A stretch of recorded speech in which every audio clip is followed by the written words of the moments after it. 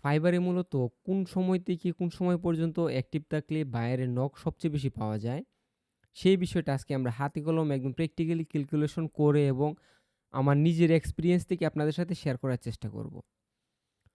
তো ১ম এই আমি ধরে নিচ্ছি আপনারা কিন্তু হলেন একদম বিগিনার। হয়তো আপনাদের প্রোফাইলে ১ টা বা ২ টা অর্ডার আছে অথবা কারো প্রোফাইলে কোনো অর্ডারই নেই, একদম বিগিনার লেভেলে আছেন। তো সবার জন্যই আজকের এই ভিডিওটা। ১ম এই যারা বিগিনার রয়েছেন বা একদম জিরো অর্ডার রয়েছেন তাদের কিন্তু কোনো ক্লায়েন্ট বেজ নেই। যদি ক্লায়েন্ট বেজ থাকতো তখন আমি বলতে পারতাম যে আপনাদের ক্লায়েন্টদের যে বেজটা রয়েছে সেটা মূলত কোন কান্ট্রি বেসড।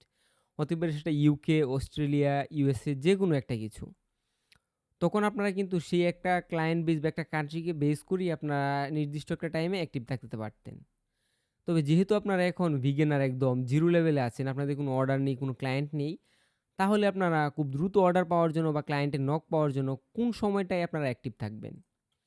এই বিষয়টা নিয়ে আমরা আজকে একটু আলোচনা করব। তো ১ম এই আমরা একদম ইউএস এর যে ক্লায়েন্টগুলো রয়েছে সেগুলোকে বা তাদেরকে আমাদের একদম পারফেক্ট নিশ বা টার্গেট ক্লায়েন্ট হিসেবে ধরে নিয়ে ক্যালকুলেশনটা করব। ১ম এ যদি আমরা গুগলে দেখে নিই যে ইউএস এর সাথে আমাদের কতটুক টাইম ডিফারেন্স রয়েছে তাহলে দেখতে পারবো যে ইউএসএ টাইম লিখে যদি সার্চ করি আমরা দেখতে পাচ্ছি যে এখন ইউএসএতে মূলত ৪টা ৪৭ বিকাল টাইম চলছে। আমাদের এখানে কিন্তু এখানে দেখতে পাচ্ছেন উপরে রয়েছে ২টা ৪৭ যা কিন্তু এম। তো এখানে কিন্তু অ্যারাউন্ড আমাদের ১০ থেকে ১১ ঘন্টার একটা টাইম ডিফারেন্স রয়েছে।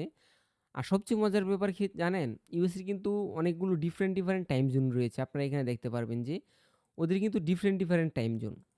প্রত্যেকটা টাইম জোনকে যদি আমরা নির্দিষ্ট করে টার্গেট করি তাহলে কিন্তু হবে না। তো সবগুলোকে এভারেজ করে আমাদের টার্গেট করতে হবে। তো ১ম এই আমার নিজের এক্সপেরিয়েন্স থেকে আরেকটা তথ্য শেয়ার করি সেটা আপনাদের অনেক কাজে লাগবে।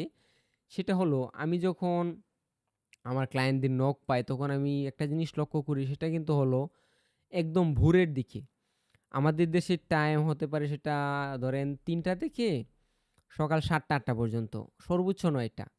এই টাইমটার মধ্যে আমি সবচেয়ে বেশি নক পাই। আরেকটা টাইম হলো কিন্তু আমাদের দেশের যেই সন্ধ্যার টাইমটা রয়েছে, সন্ধ্যা ৮টা থেকে হতে পারে সেটা 10টা বা 11টা। এই ২ টা টাইমে আমি সবচেয়ে বেশি অর্ডার পাই বা অর্ডারের যে মেসেজগুলো রয়েছে সেগুলো পাই। অথবা আমার ইউএসের যে ক্লায়েন্টগুলো রয়েছে বা এই কন্টিনেন্টের যে ক্লায়েন্টগুলো রয়েছে তাদেরকে সবচেয়ে বেশি আমি অ্যাক্টিভ পাই। এখন বলতে পারেন যে এরকমটা কেন হয় বা এটার পিছনে রহস্যটা কী?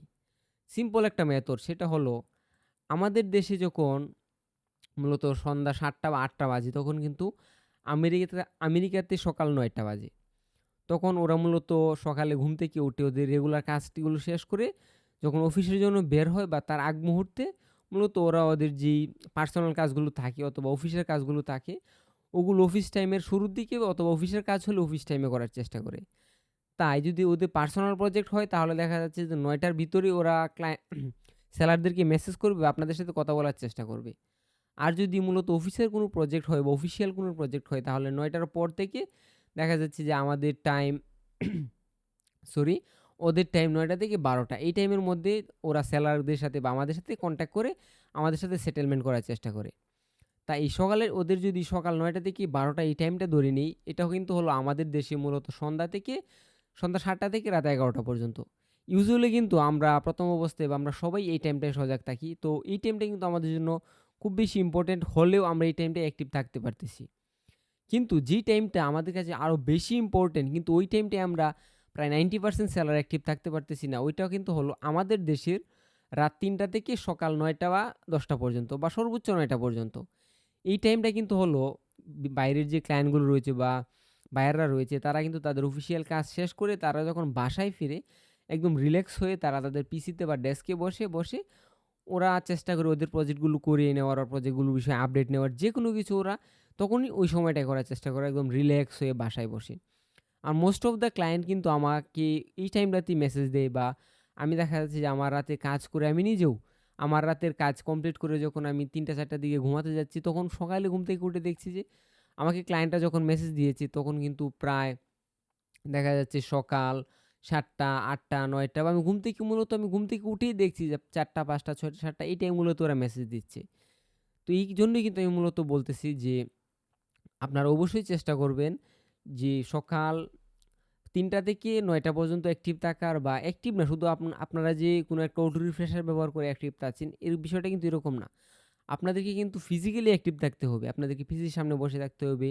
কারণ বাই এনি চান্স আপনাকে কোনো একটা ক্লায়েন্ট মেসেজ করলো। আপনি যদি তাকে ইনস্ট্যান্ট রিপ্লাই না করতে পারেন, বায়ার কিন্তু শুধুমাত্র একজনকে রিপ্লাই বা মেসেজ দিচ্ছে না। বায়ার কিন্তু একটা কাজের জন্য একই সাথে ৪ থেকে ৫ জন সেলারকে রিপ্লাই দিচ্ছে বা মেসেজ দিচ্ছে।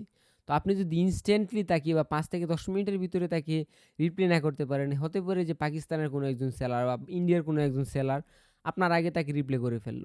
সেক্ষেত্রে কিন্তু দেখা যাচ্ছে যে আপনি ওই কাজটা আর পাচ্ছেন না, বা আপনি ঘুম থেকে উঠে যখন রিপ্লাই করতেছেন বা মেসেজ সেন্ড করতেছেন, তখন দেখা যাচ্ছে যে কাজটি অলরেডি কমপ্লিট হয়ে গেছে। তাই অবশ্যই আপনাদেরকে প্রথম অবস্থায় ক্লায়েন্টকে ইনস্ট্যান্টলি রিপ্লাই করার চেষ্টা করতে হবে। এজন্য কিন্তু আপনাদেরকে ফিজিক্যালি অ্যাক্টিভ থাকতে হবে।